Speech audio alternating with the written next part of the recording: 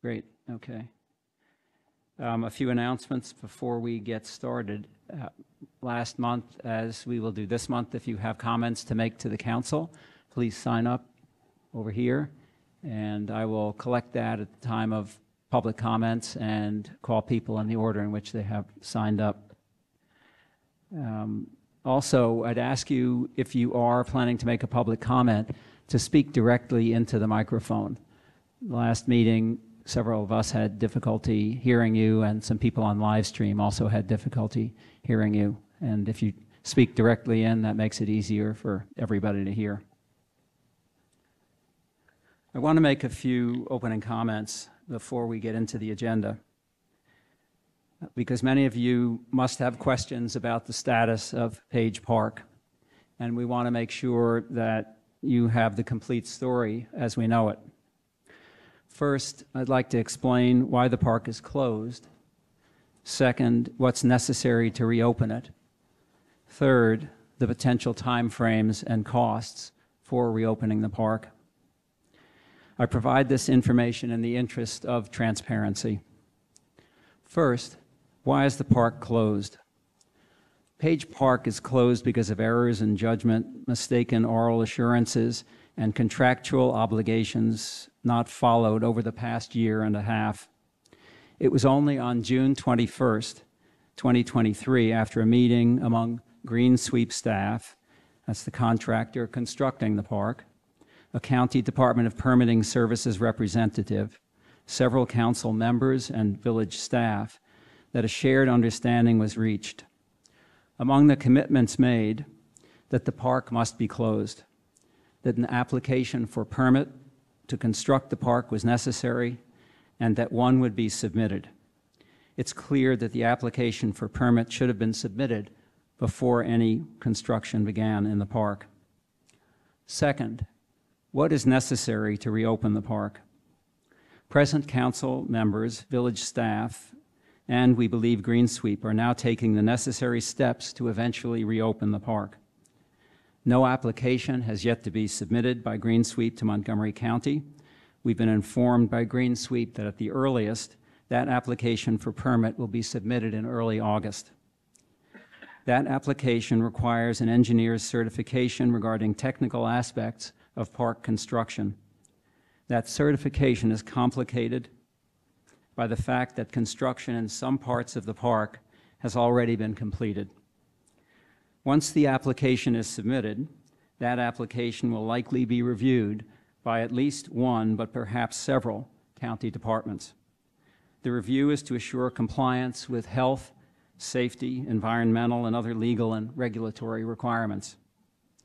We've been informed that reviews like this, if straightforward, may take between 30 and 45 working days, or into early October. That review, like the engineer's certification, may be complicated by the fact that some parts of the park's construction have already been completed. Only once the county's review is completed will we be notified what additional steps, if any, will be necessary. Then, village officials will need to consider any conditions specified by the county for the permit and will need to receive Green Sweep's estimate of costs, if any, associated with those conditions. Then, village representatives will need to negotiate cost timeframes and work plans for changes, if any, to proceed. Finally, additional approved construction can begin. When completed according to specifications, the park can open. While some businesses may perceive the application for a permit, and some residents also may perceive the application for a permit and the rules for permitting as unnecessary or onerous and bureaucratic, others see them as a response by professionals with specialized expertise.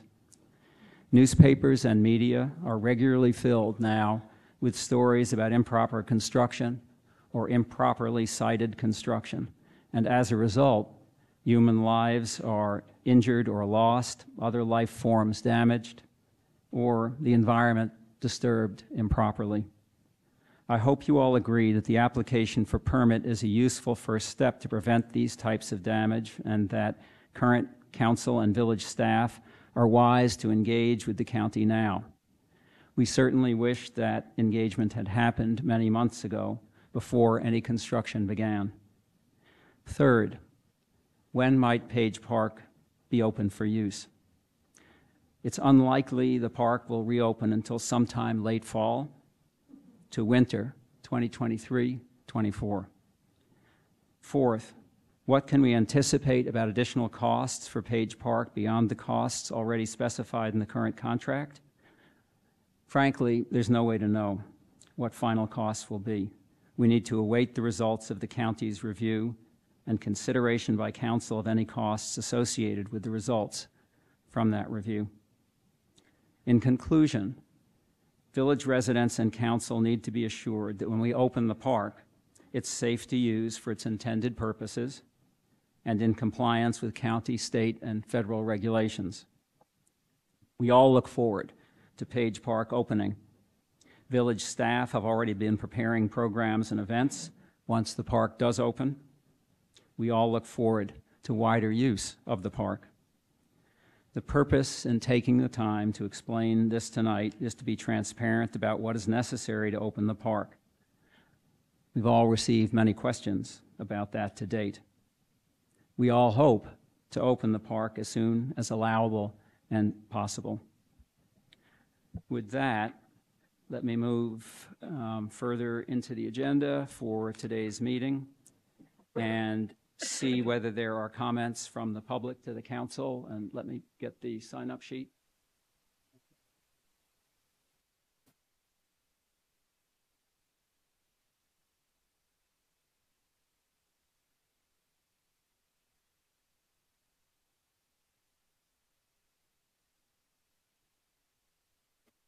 In addition, depending upon the length of comments from public to the council and then comments from the council and mayor's announcements, I may be moving one or two items up in the order of the agenda.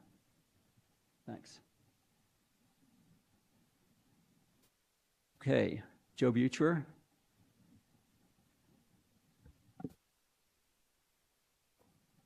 Good evening. Joe Butcher, 4601 North Park Ave, and I'm here as the president of the Elizabeth Condominium Association. I'd like to talk about the mandate for sprinkler systems in high-rise buildings built after 1975, which impacts most of the village.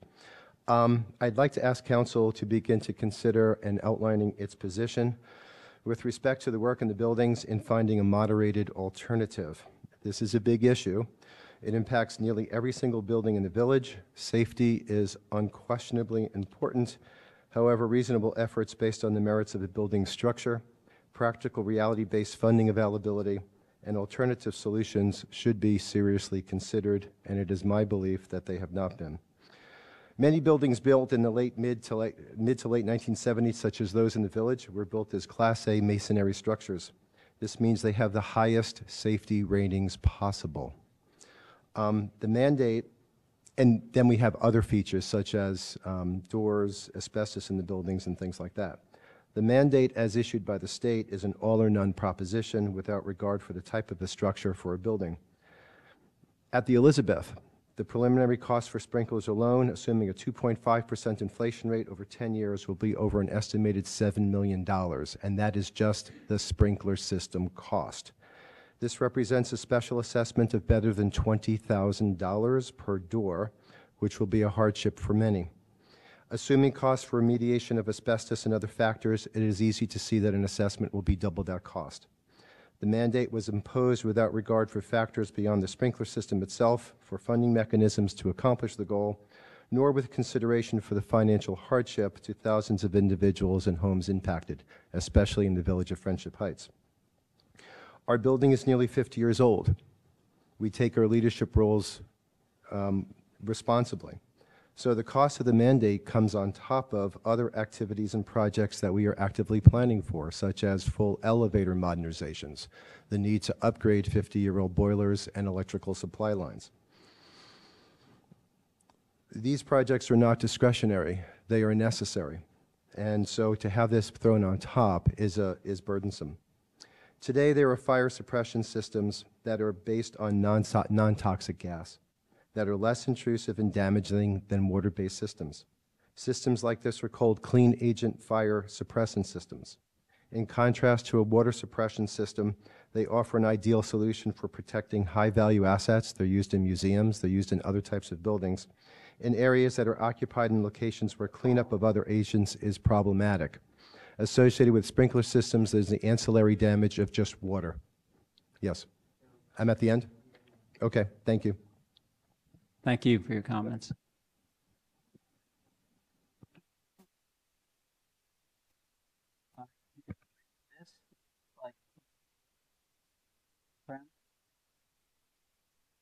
Yep. Thanks. If you would, just for our benefit and for... Thank you, Mr. Chairman. My name is Prem Garg. I'm a resident of Carlton. Thank you for the update on the Page Park. As a resident and as a taxpayer, I'm really quite distressed on how our taxpayers' money are being really put to good or bad use. Obviously, this council is not the one who made some of those decisions, but I would hope that after this project is brought to some sort of a acceptable conclusion, the council would do a retrospective of what was wrong with the decision-making processes in the council and how did this sort of a thing go through and why was there, and more importantly, how to prevent this for the future, something similar happening. Thank you. Thank you. Lois Ann Beaver? You just signed up. Okay, great. Thanks very much. Mike Dorsey?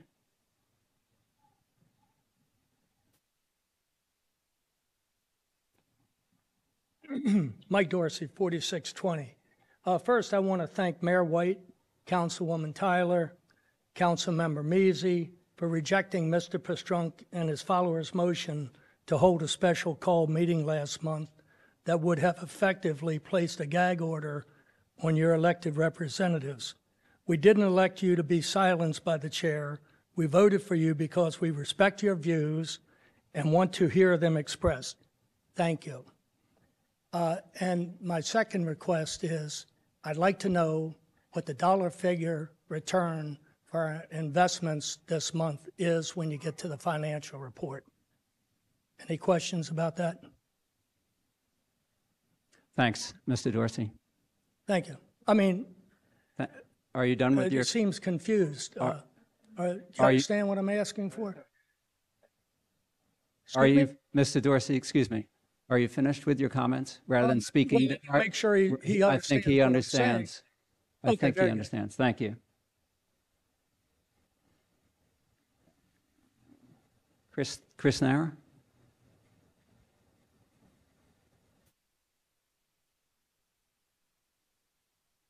Christine Nauer, 4701 Willard. I imagine you all got the letter that I wrote, emailed to the Village Council about the conditions in Willard Avenue Park, and I'll tell you again what they are. The large log jam down at River Road that is blocking about 3/4 of the water from going under River Road. The bamboo, excessive bamboo growth, which is an invasive and very bad plant, being allowed to grow in the park. And the third issue is the erosion behind Willard Towers, which has gotten much worse over the past 2 years. So I'm going to first of all address the log jam at River Road, and you're probably all very aware of today's news about upstate New York, where they got 10 inches of rain, and it's rolling down the mountains and flooding homes and washing up bridges. And I do think that our creek is at our territory down there. The Willard Park itself and the Willard Towers, which is at the low end of the village, are potentially in a dangerous position if we get a rainfall of 10 inches and a boatload of water down that creek, that's going to back up and flood the park and damage our building. So I know it's not in your jurisdiction, as I said in the letter, but I think there is a way for you to consult with the Village of Somerset, which owns the right-of-way along the creek, with Montgomery County Parks, the Little Falls Watershed Alliance.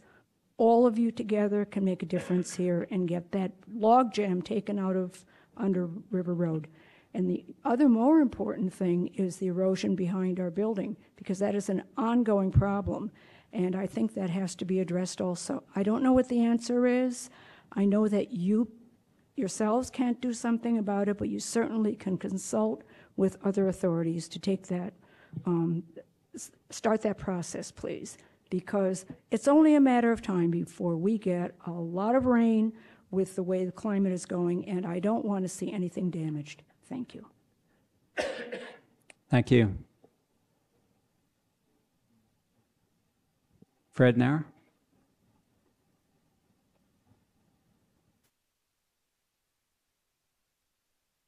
I also thought I was just signing in, but I do have a comment. If there are any charges or penalties that have to be paid due to the fact that there was no previous acceptance of the construction for the park, I think they certainly should be turned over to the architect. It's amazing to me that someone who does this kind of work is not aware that they had to obtain permissions. And so I think that the council should be careful that we don't get these charges pushed over to us. Thank you.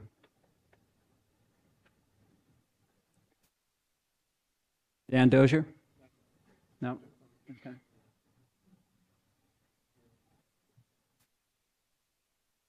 Afsaneh Mir-Fendereski? Hi, is this on? Okay, you started the time? Okay, Afsaneh Mir-Fendereski, 4620 North Park. Thank you for your presentation, Chairman Pastrong, on Page Park. However, you omitted two key areas regarding that project. I was very shocked by your presentation. The first one was that on the day the concrete was being poured in there on September 30th, 2022, on that day I had come in to protest the destruction of that park. And on that day I was racially abused by former council member Al Muller. The incident occurred on North Park Avenue. It had a witness. It was reported to the village council. They did nothing. The incident was also filed as a hate bias incident under Maryland law at Bethesda Police.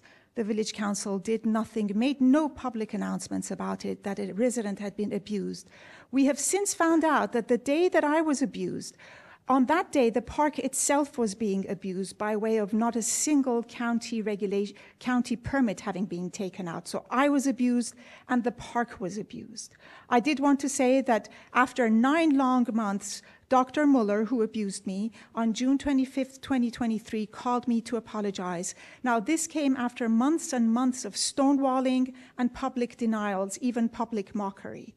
I wanted to call on you to include this narrative in the Page Park story, and also for this new council to have a policy position for future hate incidents. As for the park itself, there was a second key omission, Mr. Pastrong, in your presentation. The issues with the park are not merely safety and regulations. There's a processing issue. Number one, Council Member Dorsey here, who sat on the council, and Al Muller, who's also here, both assured the community that landscape architects will be used. All 3 firms that were used were grounds care companies. There's not a single person with a master's or a bachelor's in landscape architecture involved with that project. Furthermore, the 3 choices were non-choices. We had no say in decimating the nature. Thirdly, the 3 estimates that came in, 2 gentlemen have already complained, and maybe their minds will explode. The three estimates that came in were 400,000, 800,000, and 1.5 million. At no point did this village council stop. There was racist abuse, nature abuse, financial abuse. And now you're wanting to just continue with the same company. That is the ultimate definition of an error in judgment. I wanted to call on you as the architect of the petition in 2020 calling to improve the park, to pause the project and bring actually qualified landscape architects to modify the design. Those large circles of concrete don't even match the original design. And Montgomery County has said that the floor plans are not, quote unquote, by a qualified firm. So we had a change election. We voted for 4 people. Please show us change. I know my time is up. I did want to mention that I'm sorry, your time is yeah, up. I did Thank want you. to mention that I can't stay here because for 9 months this council didn't do anything, abused me, and Thank it's you. traumatic. It's traumatic for me. Afsani, I waited for 9 months. You could get Thank you 9 very seconds. much. It's too traumatic. I'm saying this, but rules it's too please traumatic be to stay respectful. here, and I will respect you. You Please didn't not- respect not me for respect 9 months. You didn't respect me for 9 months. This is 9 seconds, sir. I will leave, but please correct your narrative. That park was abused, residents were abused, and our pockets were abused. Thank you very much. Ken Niles?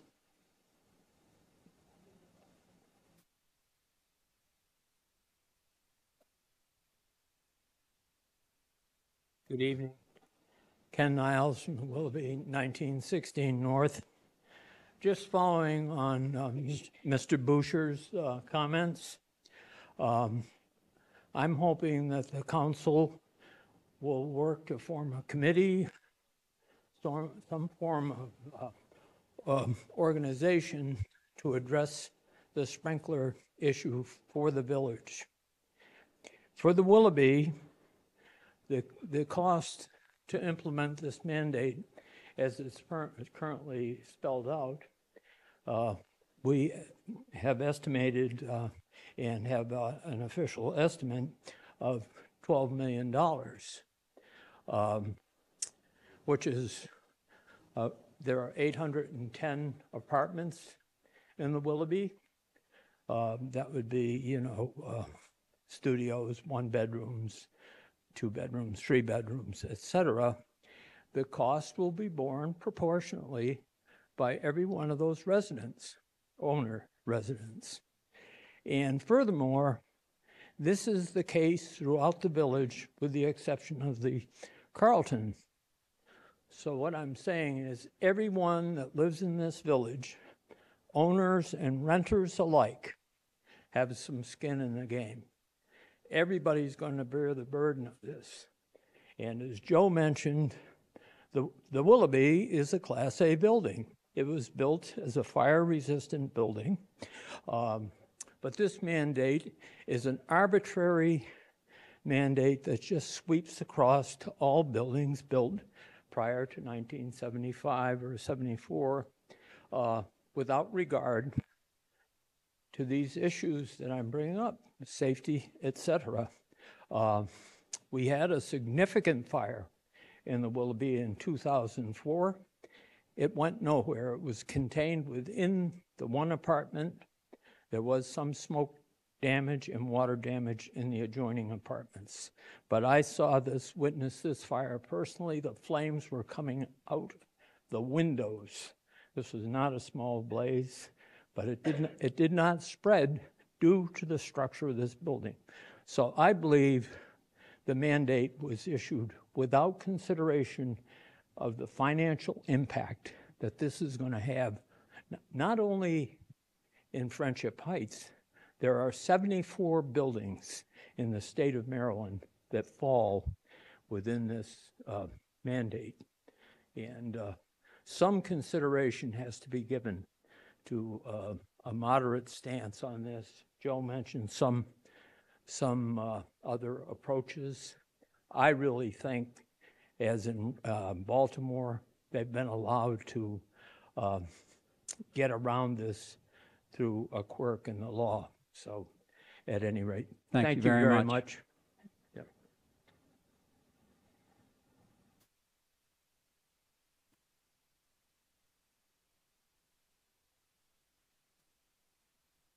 I have a name which I can't read, but it's listed at 4601 North Park Avenue. Anybody here at that address that wished to speak? Al, I have your name on here. I was asked to add it. Okay, so Al? Dr. Muller?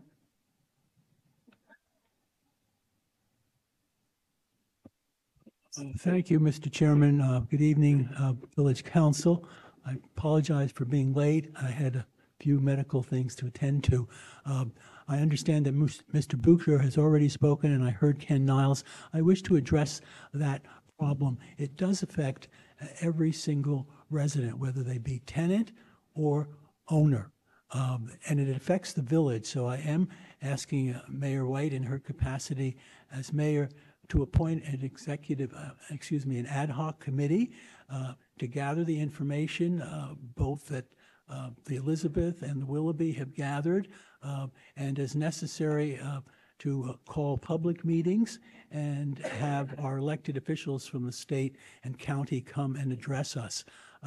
This is an important issue because 40 years ago, when the fire marshals tried to make this unilateral change, it was stopped by the county officials. This time, a new state law allowed the fire marshal to unilaterally decide on his own that despite the fact that there had not been financial studies, despite the fact that, as Mr. Niles pointed out, all the buildings are different, this is across the board. What it will do to the village is potentially horrible. Tenants, you know that there's no price controls on your rent. The owners of the buildings, when they are forced to correct this, which is millions of dollars, I'm sure they will pass this on to their rents.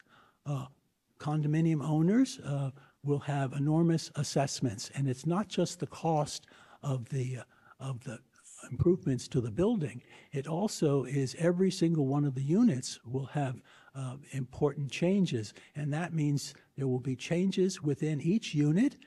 Many people may not be able to reside there and will have to live elsewhere for the time being. Think of what that will do to our village. It will have people concerned of whether they will continue living here. It will make difficult new people coming in because they have to be told you may have a $30,000 assessment. It has enormous ramifications. So anything that the village can do to help, not to replace what the individual buildings are doing, could be helpful, and also can use its influence for checking with other communities, other high-rise communities in the county and the state, and exert the needed influence. That's all we have, is our influence, but our influence is in numbers when we approach our delegates. And I know there are many talented people who've done this before on the present council.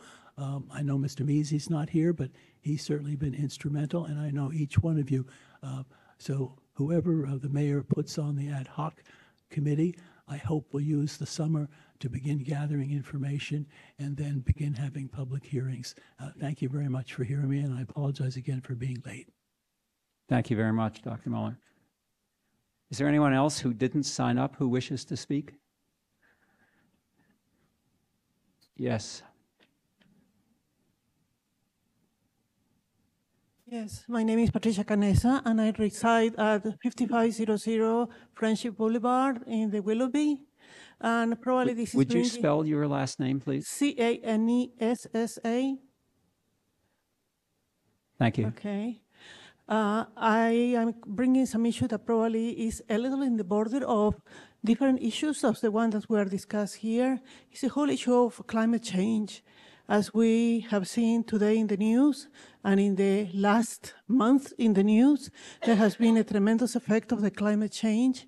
And I'm wondering what is the plan that this council has in response to climate change, including obviously the recently mentioned flooding and the response that we can do in climate change for the large amount of people of older age that we have in our community that usually need to protect themselves against the heat, need to probably change many of their behaviors in order to take care of themselves, and maybe also what is the services and the availability of medical care for them might be in a different way. So it's a multiple discussion about a topic that usually we have placed on the side, but is significantly important to the whole community. Thank you. Thank you. Is there anyone else wishes to address the council? Seeing none, let me see whether there are any comments from the council. None? Okay. Madam Mayor, announcements?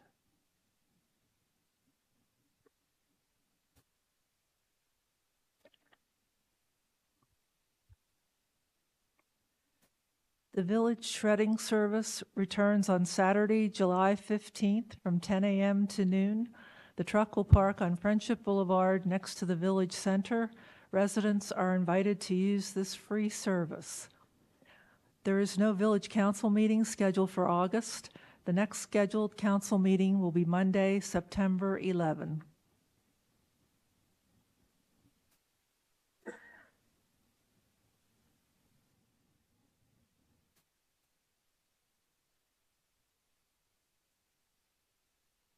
That Councilwoman Tyler said that we are also having a yard sale on July 15th. Thank you very much. Approve. And the puppy parade. Thank you for those additions. Moving on to approval of minutes. Thank you. You have 4 sets of minutes in your packet. 2 are behind tab 2. The first one is the last council meeting. And there's also an addendum there. The minutes themselves accurately reflect what occurred at the meeting, but subsequent developments in the meeting you described about whether Page Park is open and those circumstances, they're written in the amendment. So I move that we approve the minutes for the meeting of June 12th. Support? Is there discussion about the minutes? I just noticed there's a misspelling of a name. This is on page 3, and it's the first bullet under the first new issue, comments, questions. It says Gay passes and then Ms. Masses. And I don't know which is correct. Passes.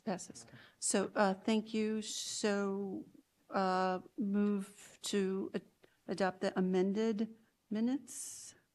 Support is the secondary.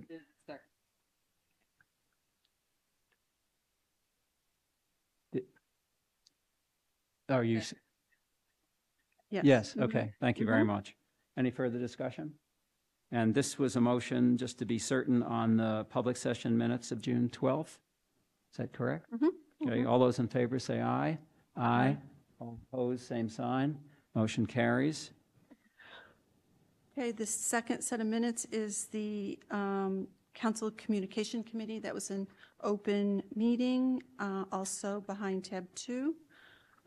Move to adopt those minutes. Is there support for that motion? Support.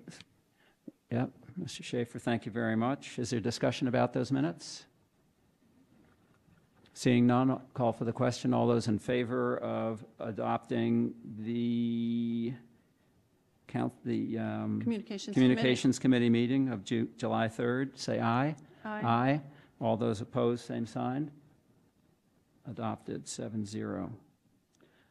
6-0, sorry. Thank you very much. There's more. Yep, go ahead. To Yep. closed, minutes on closed committee meetings. The first is the confidential meeting with the attorney on June 8th, 2023. Move to approve those. Is there a motion to, is there a support to that? Ms. Tyler, thank you. Any discussion about that? Seeing none, there's been a motion to approve the closed session minutes of the June 8th council meeting. All those in favor say aye. Aye. All those opposed, same sign. Passes 6-0, adopted. The final set of minutes, closed confidential meeting on the Personnel Committee of July 3rd.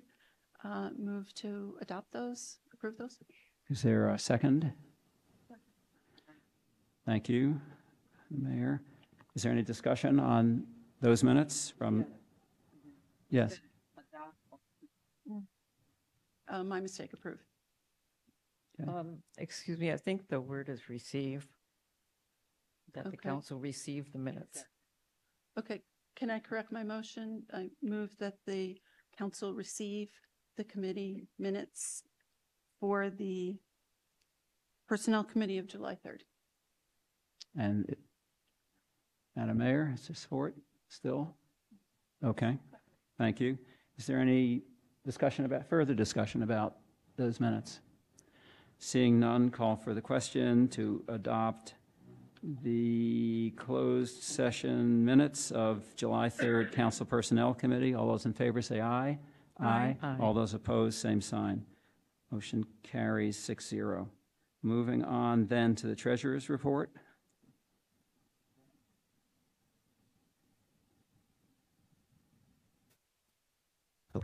Okay, to answer the question that was asked, the monthly interest last month was $5,135, and for the fiscal year ended June 30th, it was $99,271. For the month, $5,135, and for the fiscal year ended June 30th, $99,271, and that information is posted every month on the website. Well, that's why I was a little confused. I thought you were maybe asking for something that wasn't. No, okay. All right, thank you. Okay. Thank you, Mr. Dorsey. So our fiscal year ended a few days ago on June 30th. So I just wanted to talk briefly on how we fared compared to the budget. And keep in mind, these are unaudited numbers, so they're subject to change. So on the revenue side, our actual revenues exceeded budgeted revenues by $141,000. And the main reasons for that was interest income was $89,000 over budget, and parking ticket revenue was $53,000 over budget. Now the expenses on the website, we lump in, and correct me Julian, if I say something wrong, but we lump in all expenses. So Julian, Jason, and Donna and I, and they were really helpful. We tried to estimate what the capital expenses were that the auditor would take out. So this is with those adjustments. So the expenses, the actual expenses exceeded the budgeted expenses by $183,000. So we overspent the budget by $183,000. The items where we were most over budget were legal expenses, which were $111,000 over. That was due to the litigation to stop construction of the new project, or to adapt, or whatever, however you want to classify. It was related to that construction. The other main areas where we were over was the bus contract was $30,000 over budget. That was mostly due to a fuel surcharge, which they were allowed to pass along according to the contract.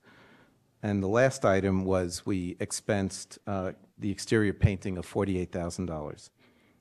The two expenses where we were most under was snow removal, which was $0. So we did really well on that line. And salaries and related benefits were also below, and that was due to the fact that we had some turnover. So some positions were vacant for a while, and some people were hired possibly lower salaries than the people they were replacing. So what that all nets out to is we originally projected a surplus of $238,000 and ended up with a surplus of $196,000, which is 42,000 less than projected. And keep in mind, that does not include any recognition of capital expenses. That's just looking at our operating expenses. I also want to note that moving forward, the actual security expense in 2023 was 37,000, and in 2024 it's budgeted at 175,000. So we already know we're expecting to spend just on that line $138,000 additionally, and I could leave it at that. Thank you very much. Any questions? Paula? This is just a comment, but I noticed that the last figures on the first page of the report are illegible. And this happened last month too. So I don't. No, you're right. That was the 37,000 we spent on security. So I had the same question. You won't see it on that sheet. Well, it's police patrol, and then you said another line is missing. Is that it? Well, you got even more than I did. But Yeah. yeah, there's a 37 that was budgeted. That's 37. Yeah. Thank you. Okay. Any other questions from council? Thank you very much, Roy. Village managers report? Thank you. Just very briefly, we will be shortly undergoing a search for an art curator for the Village Center. All the art that you see on the walls, that's the display in the gallery that's changed every month. We've for a long time had an art curator that not only selects the shows, but coordinates the hanging and the removal of the shows. And our longtime curator, Millie Schott, has retired a little while ago, and we will be searching for a replacement. We'll be advertising, putting together sort of a job description. It's a part-time job. It is paid, and then we'll be coming back to the council with hopefully some candidates to present probably in the fall. Thank you. Thank you. Committee reports. Personnel Committee, meeting of July 3rd.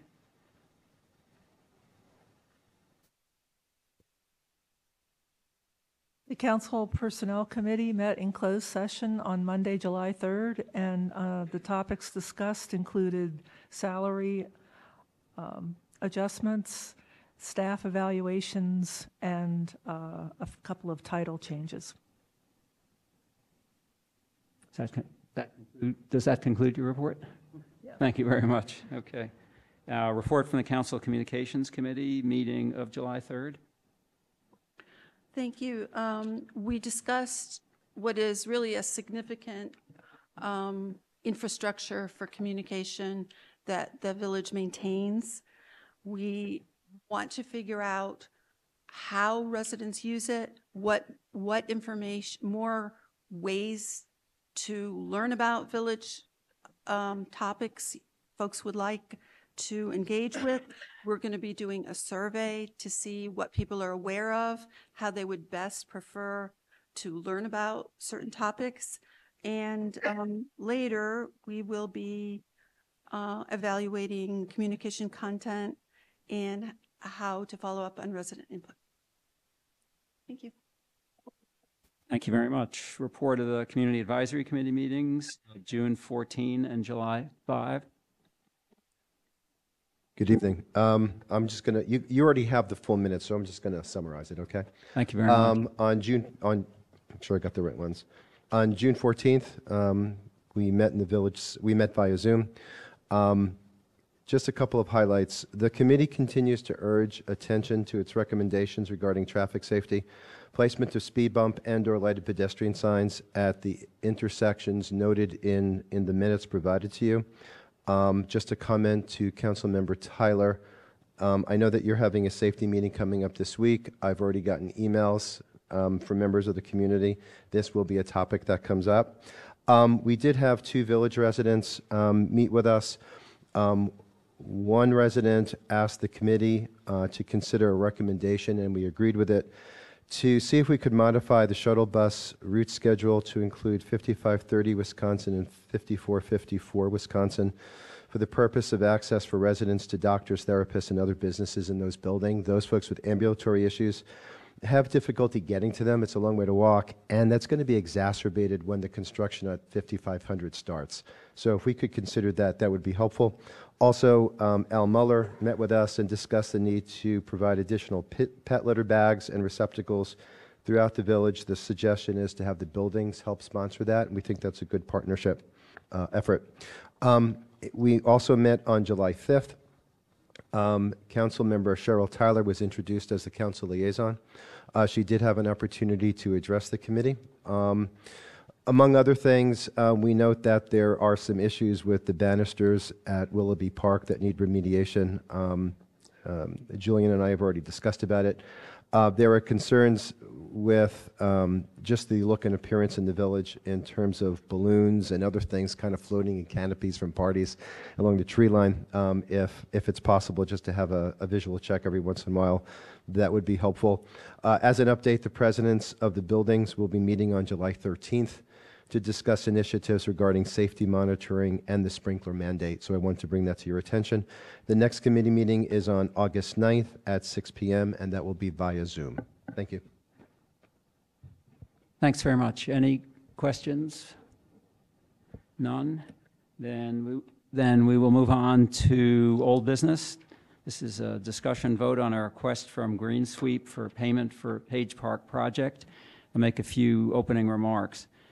As the title of this agenda item suggests, the village has received a request for $200,000 from Green Sweep, the company under contract to construct Page Park.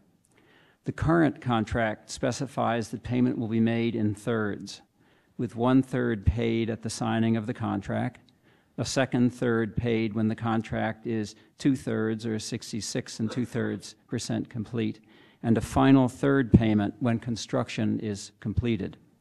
The first two payments have been made. The final payment has not been made. According to the contract, no additional payments are due at this point. Green Sweep's request, if approved, would bring total payment to date to approximately 90% of the total contract payment amount. I'd like to give, I think there may be two representatives from Green Sweep here tonight. I'd like to give you 5 minutes in total to speak to the proposal that you've made if you wish to. Thanks very much. You'll state your names, please. Thank you, Bobby.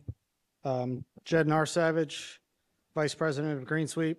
This is Kyle Narsavage, President and owner of Green Sweep.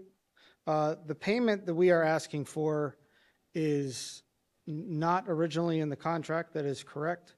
It is essentially a 90% progress payment. We have reached the point with the park where we have completed 90% of the tasks originally outlined in the original contract. The work is physically, complete, with the exception of two items. The permitting work, which we were talking about earlier and which still needs to be addressed, and the selection of equipment for the play area. That equipment was originally sent to the council, and a recommendation was sent to the council in February, but no decision has been made on that as of yet. And those pieces of equipment have a potential lead time, according to our supplier, depending on which ones are selected, of up to 22 weeks. So we are anxiously awaiting a decision on that and have been since February. Simply put, we have reached a point in the park where, or financially, where we are out of funds on our kind of internal accounting, so to speak, on the work that we're doing at the park. We are 90% complete with the park. We are simply asking for a 90% payment. We are willing to allow the council to withhold that final approximately 10% for as long as is necessary to complete the park, as long as is necessary to complete the permitting process, as long as is necessary to select pieces of play equipment, and actually finalize the work. We are willing to let that be held for as long as needs possible. However, those two items, the permitting and the play equipment, we view at this point as delays that are right now out of our hands. The permitting is in the hands of the county and the engineer that we are working with. The play equipment selection is in the hands of the council and then eventually with that supplier, and there's a long delay on that. We don't believe it's fair for us to be kind of holding on to essentially just 66% of the payment when we're actually 90% done. We understand that wasn't originally in the contract. We're asking for an adjustment kind of at this point, a change, but we're not asking for more than what is actually already done at the park. I think I just want to make that clear, that we're not asking for more. We're simply asking for the payments to be brought in line with the tasks that are actually complete at the park.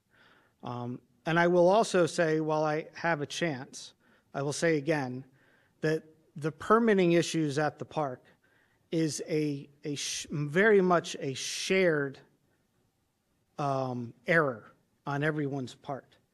Our error was in trusting the instructions that we were given by members of the council and by the village manager that no permits were needed. We were told multiple times. It is not that we didn't think permits were needed. We asked multiple times, do we need a permit? Is a permit needed? Do we need anything to get started?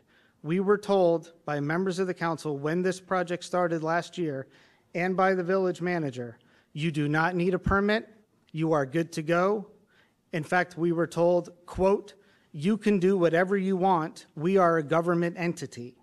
We were told that Humphrey Park out here was constructed without permits. We don't ever need permits. We've never needed permits. We said, fine, we're moving forward with the work.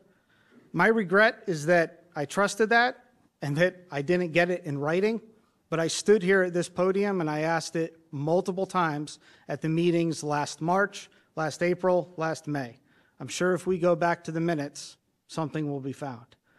So, as I have said before, it is not that we didn't know a permit would be needed. It is not that we did not respect the fact that Montgomery County has a permitting process. We absolutely respect that. We are absolutely highly qualified. We are absolutely knowledgeable of how things work. However, if Joe Smith, Harry homeowner, tells me, you don't need a permit, you can do whatever you want in my yard, I'm going to take that with a grain of salt and be like, I'm going to check on that because I don't really trust that because you're just Joe Smith, Harry homeowner. But when a village council and a village manager tell me multiple times, we are a government entity, you do not need a permit, multiple times, after multiple askings of that question, I'm going to have a tendency to believe them. That's all I've got. Kyle, do you have anything you'd like to add? No, I mean, it's been a great pleasure to work on the park. We're a small business. We're not a huge company. I mean, we've worked with the council now for 6-7 years, and it is a financial strain on us right now. As we've paid all of our subcontractors, we've paid for the irrigation, all of the stone material, all of the plants, everything that's down there, and we are having to put forth more money for the permitting process, which again was unforeseen, and it's putting a financial burden on our company. And again, we're just politely asking if we could come to a compromise on that. We want to come to a resolution on this. We're proud of the park. We hope the residents are proud of the park. We want to come to a resolution. We stand by it. We're not going anywhere.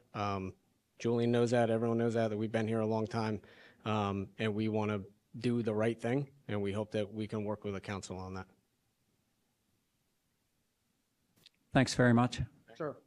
Let me see whether there are comments from the council that anyone would like to make. Roy? Hi, I just, a couple of questions. You mentioned that the permitting is in the hands of the county. Does that mean the permit's been filed? No, it's in the hands of the engineer right now because he is Okay. working on the signed and sealed plans. All right, so it's not and when does that expect to be turned in?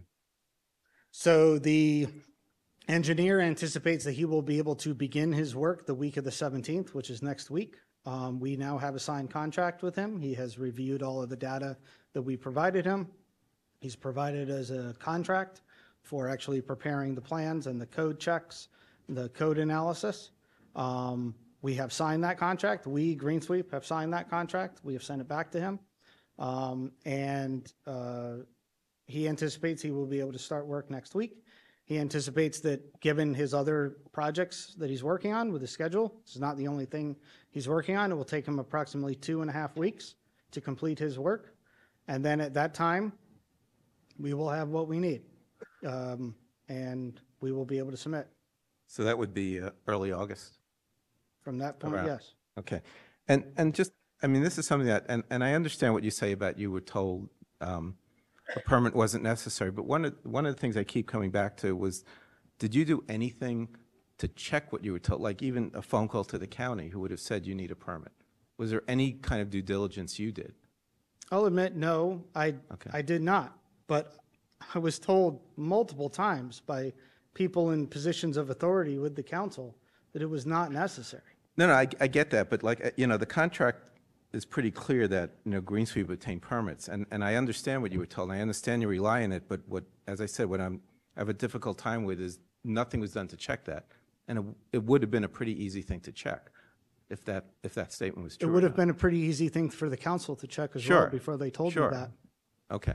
Or to know from years of doing work here. I agree For the with you. council to know we've needed permits. I don't dispute that, but what you're saying is you just relied 100% on that and didn't accept any responsibility for seeing if that was correct. I mean, we've been in business since 2007. We've done plenty of work within Montgomery County, Washington, D.C., Northern Virginia. We get permits all throughout wherever we do work. But for a government entity to tell us that we didn't need it because they said that Montgomery County didn't have authority Okay. over this, that's where it was. We do projects all the time. No, where we have okay, permits. okay. Roy, other questions? No, I just want to put something out there, and we talked about this last week, but I want to, I had asked you, and someone raised the point in the comments, if there are cost overruns that are solely occurred because of the failure to get a permit, I had asked you who would pay for that, and your answer was, we need to talk about it. So that's not resolved as of now. I don't want to make any No, promises right now. No, I get that. I just wanted everyone to be clear on that when we have our discussion. It's a bridge that we'll Okay, all sure. have to cross when we get there. Okay. If that is a, situation that arises. Mhm. Okay. Thanks, Thank Roy. you. Paula? Regarding the payment, you've said that you wanted to have 90% of the payment made now. That's what it approximately Yeah, fine. adds But to. Yes. why was that not clarified in the contract from the beginning? I will admit that at the contract at the beginning, when we set out our timeline for the project and we figured our progress, we figured that at this point, we'd be done. We'd be probably in a financial strain, but we'd be done with the project in the early spring and we'd be receiving our final payment. So it would work out fine. However, due to the delays that we've been discussing that are out of our hands right now, we are in that extreme financial strain, but there is no payment coming. So we are simply asking for like I said, a progress payment, an additional progress payment that kind of meets us halfway, so to speak. It brings the payments up to match the work that's been done, but it is not at all a final payment. We're not asking for everything.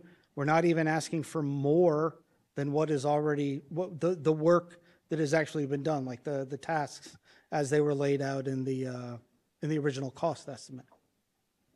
I understood that. I'm just asking why this wasn't in the contract to begin with. Well, it this- was in the this con, payment. originally, a lot of our contracts for large projects, we set them up as 1/3, 1/3, 1/3. That's how we set them up for large projects. For smaller projects, we set them up with a third down and then the balance due at completion.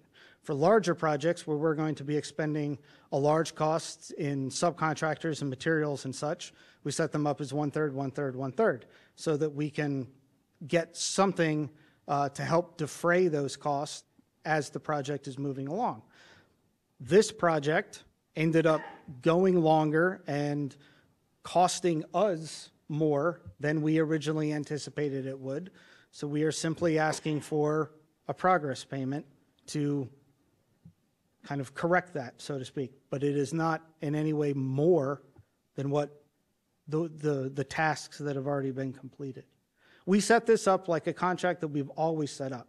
And it turns out that this project is extremely, it's large and unique, and the contract, wasn't sufficient for that kind of a project. So you'll be in the future providing for this in contracts that you have? Your future contracts will provide for this? Oh, yeah, eventuality? lesson learned for sure. That on large projects like this, we should ask for a 90% payment. The other thing is, because of the things that are being delayed right now, the play equipment is a large concern for us. Even if the permit is resolved in the fall, this council is not meeting again until September. And if this council at that time decides to pick out play equipment, then that play equipment has to be ordered for the play area. And like I said, it could take 20 to 22 weeks to arrive. That is 5 to 6 months. Now we're talking an actual completion date of next year. We simply cannot wait that long for 1/3 of the cost. We just cannot. We are a small business. We cannot wait that long. We cannot. Thank you, Paula. Questions? Cheryl and then Martha. I have one question, and I do understand what it is to be a small business. I'm a small business myself. I'm trying to understand the clarity of your statement so that you said you are asking for progress completion that is not in the present contract. So the money you're asking for? No. It is, we are not asking for this is not a change order. This is not above and beyond what the cost of the contract is. This is just simply, instead of jumping, we've been paid for 66% of the work. And instead of waiting for the 100% payment, we are simply asking for a 90% payment now. So you're asking for the verbiage in the contract to be changed? Whatever is required for. That would be, that's why I'm trying to get the terminology. Sure, So you're whatever would saying be required. A progress, which is, however you want to call this, you want to change what is stated so that it can meet this request. If that is what is required, then, we submitted this request through Julian. If that's how it goes, is that, we get some kind of an approval to change that language. We didn't want to go into. That would be an amendment to change Right, the contract. exactly. Yeah. To just an So amendment that's what to- you are asking for. That's is to essentially what change it is, Okay, yes. Thank you. Martha? Question, then a few comments, speaking as an individual here. What was the date you signed the contract with the engineer? The date we signed the contract with the engineer, that was just last week. He hadn't sent us an actual contract yet. We had been in touch with him, sending him information on the park. He had been gathering that information, and then he provided us a contract on what it would actually take to take that information we had given him and prepare. Yeah, because June you report. 29th, prepare the signed and sealed plans with the code analysis and the code checks. So could you say the date again? June 29th. Okay, and you did report some last time on your communication with the engineer. So What was that? We You report? did report last time about some communication with the engineer. Oh, yes, So we've I- been in, you know, I we've know been in near the constant first, communication with him. Yeah, the beginning of his work, I understand, was not June 29. So, No, yeah. that was not the beginning of his work.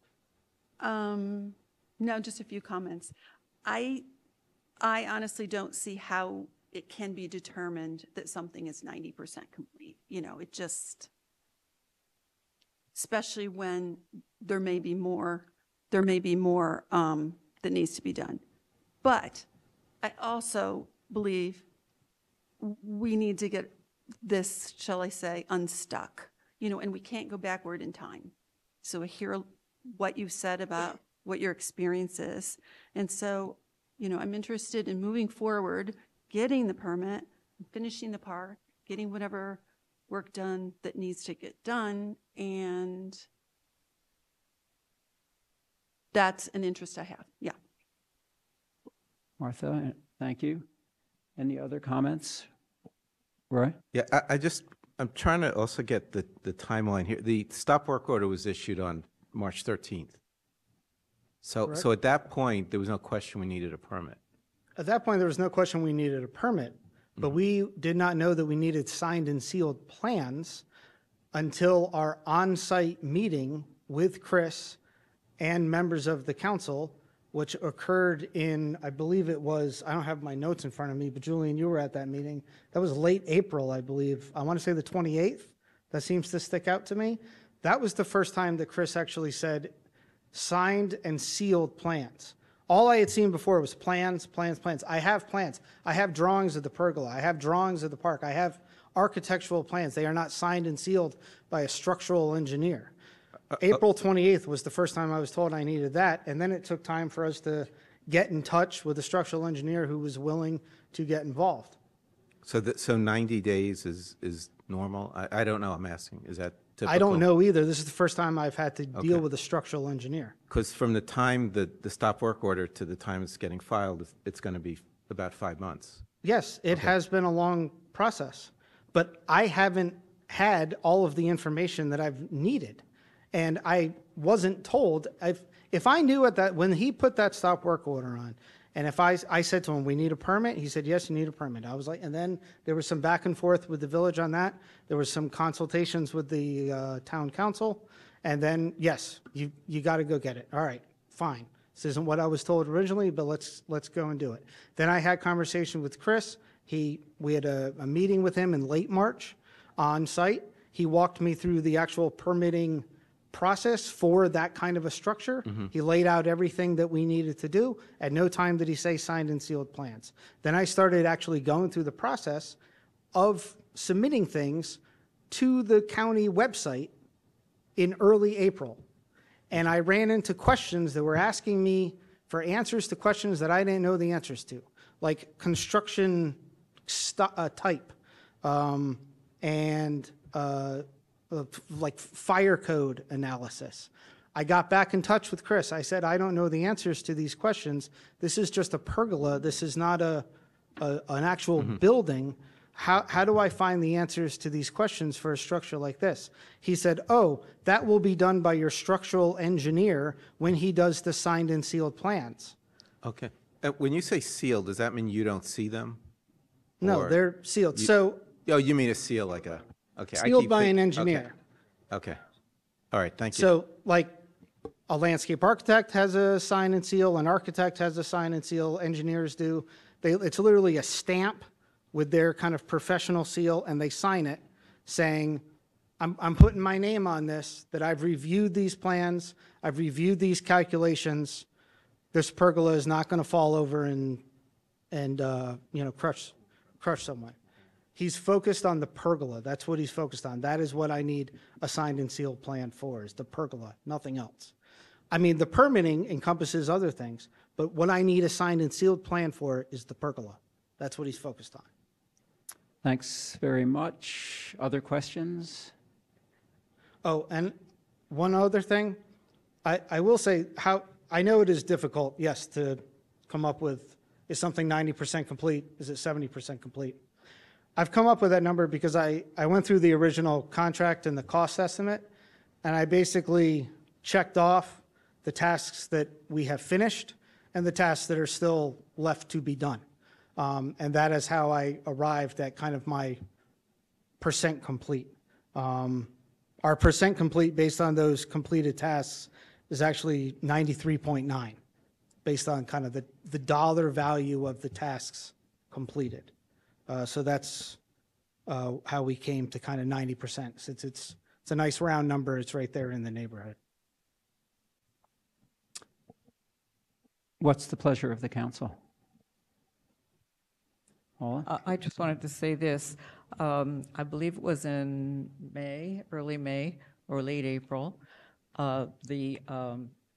We had a committee meeting on the equipment that we would put in the park. I had expected that to be mentioned at the next council meeting, which was with the new council, but it was not on the agenda. And I just wondered, since Jed has mentioned this, if we were going to do anything about the decision of the council, of the committee, or if we start over. I think we have to address this. It's an element in going forward. Martha? If I recall, I thought we decided we're going to wait until we receive feedback from Montgomery County before making that final decision to make sure it all comports with, the requirements. It's not dead. It's not indefinitely delayed. We're waiting for that feedback. I thought that was our. I think that's a logical a way to proceed. I just wanted everyone to know that this piece had been done. Well, I think as Martha has said, the decision was made to wait until the permit had been reviewed in case there were any other requirements related to the equipment that we needed to know about before we made a decision and ordered the equipment. That's fine. Yeah, great. There wasn't actually a decision that came out of that committee meeting. Only a committee decision. Right. It was a committee decision to give a choice between two Right, sets. and then I was told to do some research on two different sets, and I came back to, I think it was Bruce and you and Al with, okay, here's what I originally recommended in February, here's what you guys are coming at me with, here's the difference in cost, here's the difference in time to acquire, and since then, I haven't heard anything. Yeah, Jed, the decision at that point Was made to wait. Was made to Right. wait in case there Exactly. are other requirements that we learned Right, which about is that would understandable. affect. Okay, Yeah. thank you. What's the pleasure of the committee, of the council? Martha? Can I ask for clarification? I don't know how you Sure. do that. Are we making a decision on the request for the payment up to the 90%, the 200,000, or are we considering something else? Or could you clarify, please? The request that's on the agenda is for the $200,000, which represents 90%.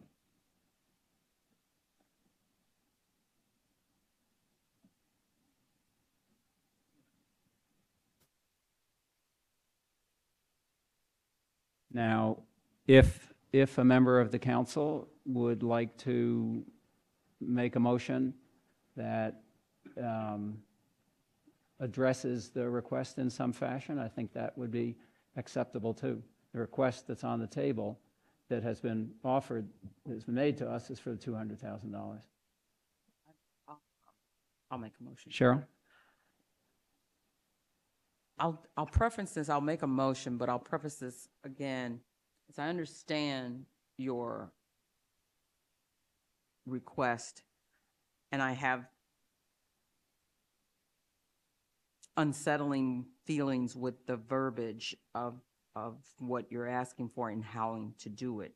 So with that, I propose a motion, and you may not like this, but to pay Green Sweep $50,000 with the agreement of negotiations moving forward, that you negotiate and I say it this way, and I know that messed up the motion, that you are in discussion with representatives from the council chair, the village manager, the village attorney, and the mayor. And if I need to repeat that, I will. Could you repeat it, please? I propose a motion to pay Green Sweep $50,000 with the agreement that there is negotiation to move forward with representatives from the council, being the council chair, the village manager, the village attorney, and the mayor. I would second that motion. Okay, let me make sure I have it clear also. And the purpose of those negotiations is to come to agreement on any other terms that would be necessary in order to make that payment of $50,000. Yes, and with the timings of everything that has been shared, and from your time spans that you're saying in calendar date, I think it's imperative that those discussions take place because of these time slots that we're looking at. And I think those are the people that really need to make those decisions to help us move forward with this. We are where we are, and we need to find the best way forward for everybody. Could I ask for a clarification on that, Cheryl? So are you, if this motion passes, is it a $50,000 payment, and then you said further discussions or negotiations? Negotiations with, and it's not to negotiate past this 50,000. It's the negotiations that are going on so that this council that is here now, this chair, this village manager, the attorney, and the mayor, and you and Green Sweep are on the same page with the same requirements, the same agreements, the same processes. And if there is an amendment to be made, which I do see one needing to be made, that everyone that I have mentioned is part of how that new amendment is written up, and it is clarity that everybody understands what is accepted, what is needed, what is required, and a time frame and an end date. Okay. And I know the problems with the equipment. I remember the meetings.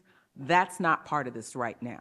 We're at a very crucial spot that we need to cross every T and dot every I for everybody. Okay. So let me just, for clarity's sake, restate the motion and make sure I have it correct, and that those who are taking minutes have it correctly. This is a motion to draft the language for an amendment to the existing contract, which would set the terms for $50,000 payment to Green Sweep. And as part, representing the council on those negotiations would be the mayor, the village manager, the council chair, and the village attorney. Is that? Yes, that's the Yes. motion? And is there support for that motion? Can I just, Before we have discussion about it, is there support for that motion? I want to clarify the motion. Okay. So I'm not sure, are you saying we pay the 50,000 and then have the negotiation, or the 50,000 is the result after the negotiation is worked out? It's all part of it, yes. Well, Yeah. it's negotiate terms, and at the end of that, the payment. It's the terms, not the dollar amount. So which comes first, the agreement or the money? I'm trying to understand if the money is independent of the negotiation. Exactly.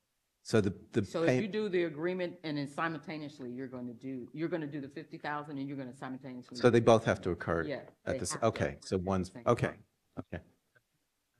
But then. The payment is contingent upon successful negotiations about the language of the amendment. Yep. Paula? I thought they wanted 200,000. I made a motion for 50,000.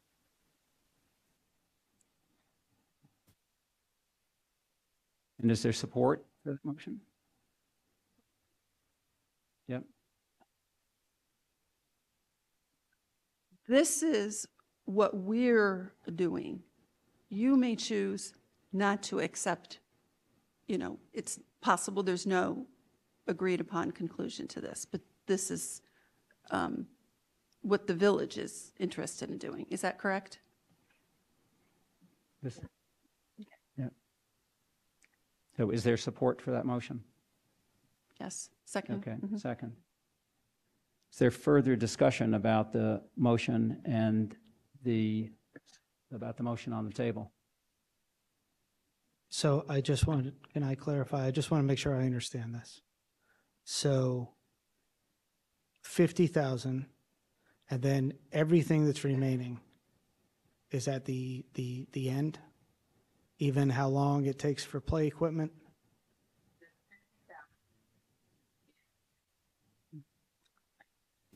The 50,000 is to start right now with a new amendment. Okay. And the negotiations that I've stated for you all, all parties involved, to agree on the language going forward. And whatever that language be, it needs to be agreed upon on how you proceed with what is taking place right now. Some of that you're not going to be able to. Right. Because of the time frames, and Right. that's what I mentioned. So you have to have that language that you all agree upon. I've been in a contract like that. So it can be done. It's just that you have to make sure you are saying what you want to say, and the people that I have mentioned say what they need to say, and everybody is on the same page.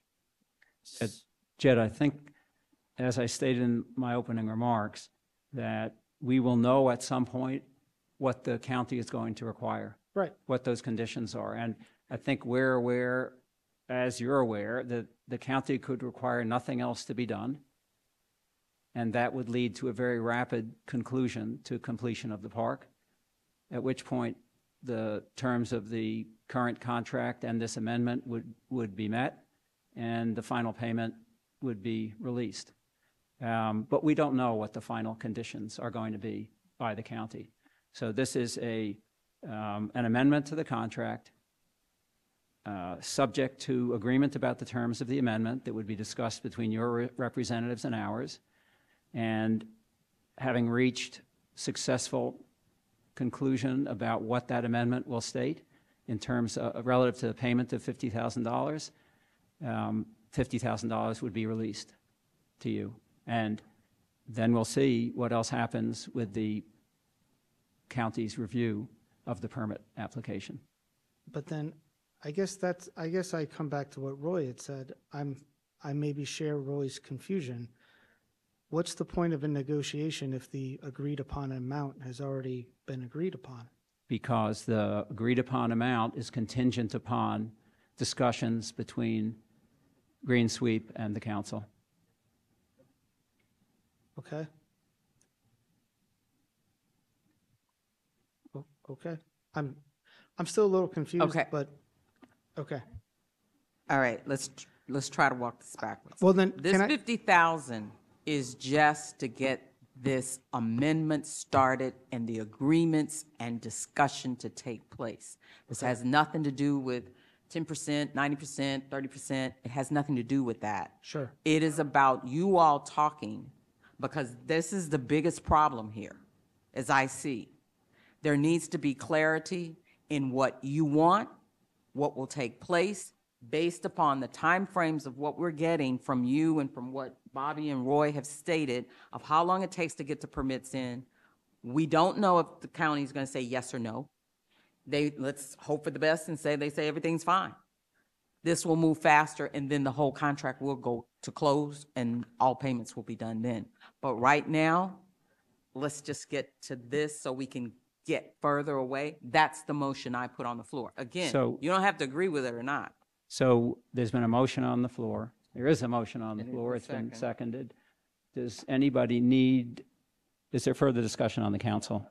Roy? All right, so the problem I have is, and I support the idea of an advance payment, and certainly if all we were talking about was playground equipment, I'd be in favor of more than 50,000. But I just think this is premature, because I think we need to wait and see what the county comes back with, because they could say it's fine, and then when you're 90% done, they can say, we've got to rip stuff up. And you know, we've been told that the county's only looking at a couple of things.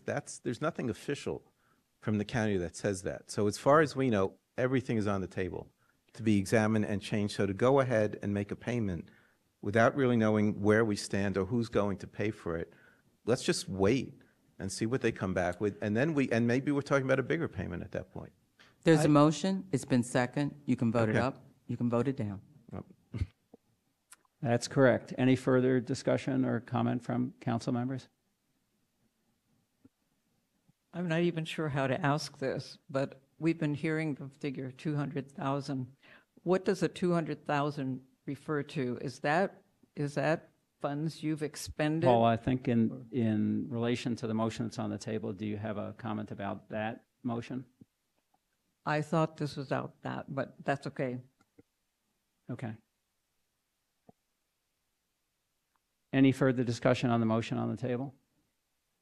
Seeing none, I'll call for the question. All those in favor, raise your hand, please.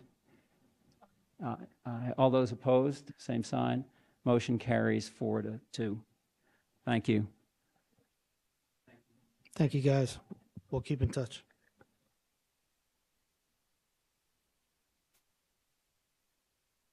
That moves us on to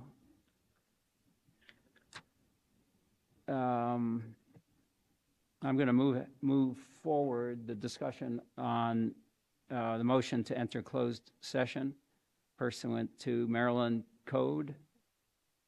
Yeah, I'm going to do that afterwards. I'd like to move first the item relative to the closed session. The closed session.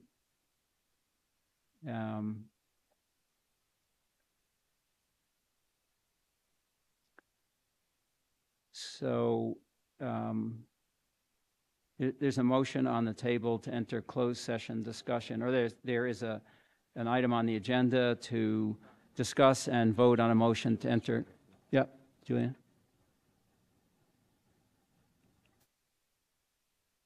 We've instructed the live stream folks to kill the meeting at the time recording for the closed session, because we can't record the closed session.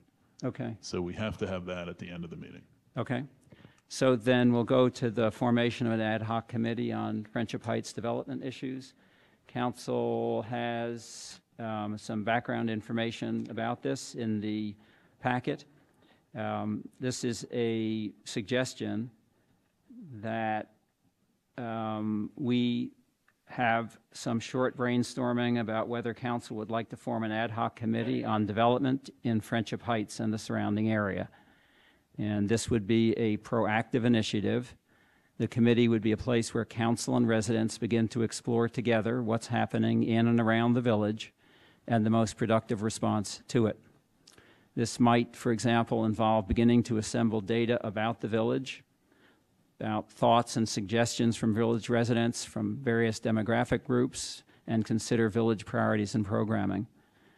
The committee's work and portfolio could run parallel to, contribute to, learn from, and at moments intersect with and inform the county's urban design study.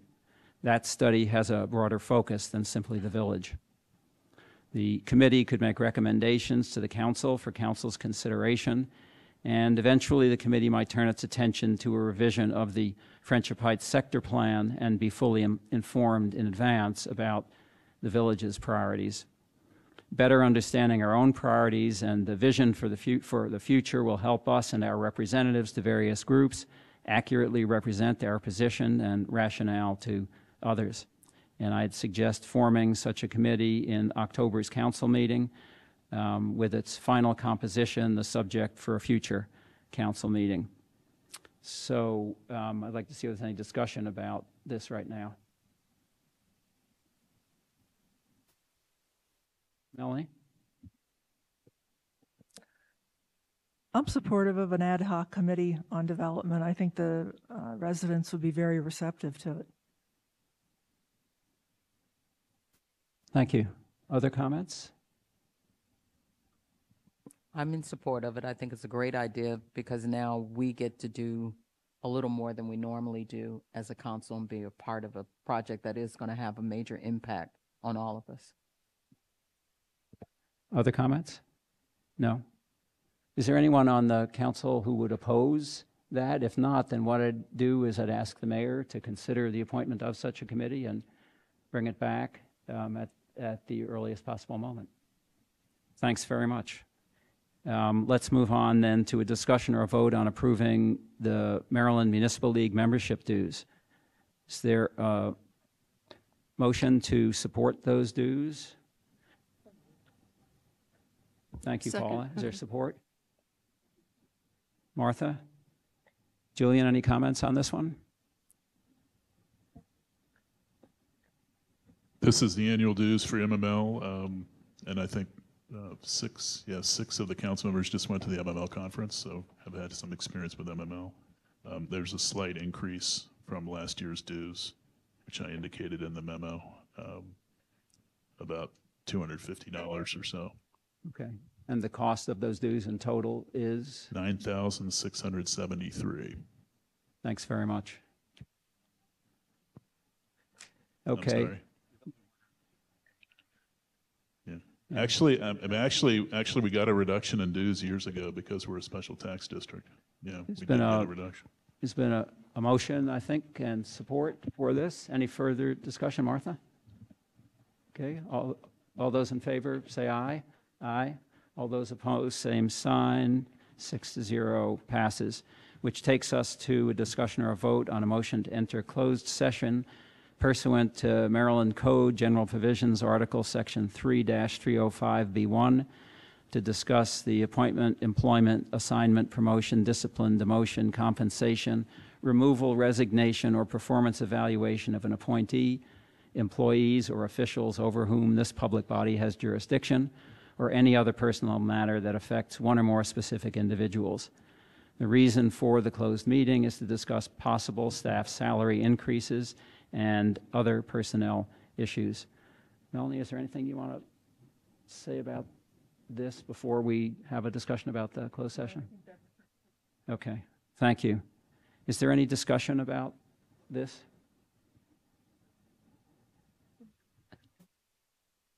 Yeah, is there support? Is there a motion? Did we get a motion and a second? I move. Is there a motion? Paula? Melanie? Okay. Is there discussion about the motion? Martha? I'm opposed to this motion on the basis that I think it's premature. I think more work needs to be done on the topic of the salaries. And I appreciate the views of my colleagues. I appreciate the work of the staff, many of whom are unseen. But I think to make proper decisions on pay increases, it's really necessary to consider this carefully. And I'm new to the council, so, people say what you see depends on where you stand. I've been a really strong employee advocate for decades. I'm on the board of a union where we have to make these decisions about pay increases for, employees of the union. I feel like some groundwork hasn't happened. I would like to see, I see actually two, there's two hurdles. One is establishing whether the village can afford pay increases as, at whatever level. And a few months ago, the council approved in the 2024 budget an increase of 4% in the salary line item, and that does exceed the 3.1% annual inflation for the DC area. Can the village afford more than what was budgeted? We don't know. I'd like the finance committee to, help us figure it out before we make a decision, not after and then find out that will trigger a deficit in the operating budget. So within the bounds of sort of not spending more than we're taking in, we really need to establish a pay increase that's fair, justifiable, and consistent with the village's policies and procedures. And the recommendations I heard are not consistent with personnel committee, the policies and procedures of the village. So I have two ideas, two motions to potentially address this problem. Okay, well, let's deal with the motion that's on the table to go into closed session first. Is there any other discussion? Yeah, I Roy? just want, the people who are not on the Personnel Committee just found out about this on Friday.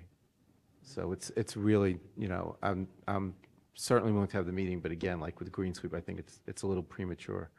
So I'd just like to hold off having it. Okay. Further discussion from council members? Go Cheryl and then Melanie. I too, as Roy just said, we just got this information. My comment is not just about the salaries. My comment is about the total budget itself. Listening to some of the numbers that Roy brought out of the overtures and unders and overtures, and I just think right now, we haven't heard, and at least you haven't heard from the safety committee yet, of what expenditures are being proposed because they haven't met yet to do a presentation to the council. I think it's a little early to discuss we need to work with real numbers. And right now, I don't see real numbers based on the information that we have received. So I think, too, it is a little premature. Doesn't mean that we can't come back to this because we have to. But I think, as Martha just pointed out, the new council just started in May, whether we're new or have been here. But we just started in May, and here we are at July talking about putting a fiscal year 25 budget together. That's just a little too fast. Thank you. Melanie? I think we do have the financial information we need from the notes that the staff has given us. And this pattern of voting at this time of the year for staff salaries has been in place since before I got on the council in 1993. And I think it's irresponsible of council members to simply want to delay voting on staff salaries and increases. It's not fair to the staff in any manner. You already have a 3% increase built into the budget, and I think you have the information you need to look at whether or not you want to increase those raises. You have all of the staff evaluations, and I think it's completely irresponsible to simply say that you want to delay and have more committee meetings. You join the council knowing what the fiscal year looked like, I would think.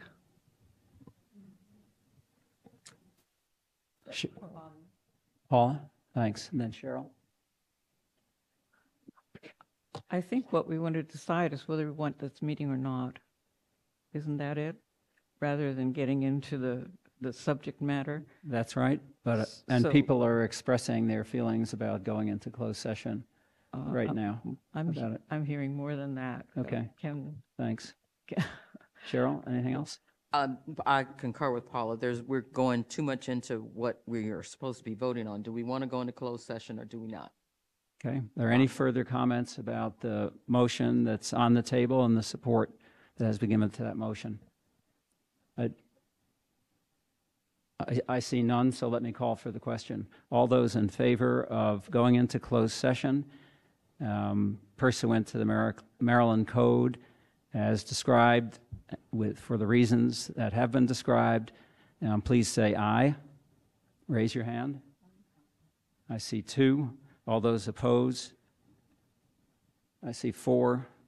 The motion fails 4-2. Is there any other business that the council wishes to conduct? If not, the meeting is, I need a motion to adjourn. Yeah. All right, Roy, motion to adjourn. Support Paula. All those in favor say aye. Aye. All those opposed, same sign. Thank you.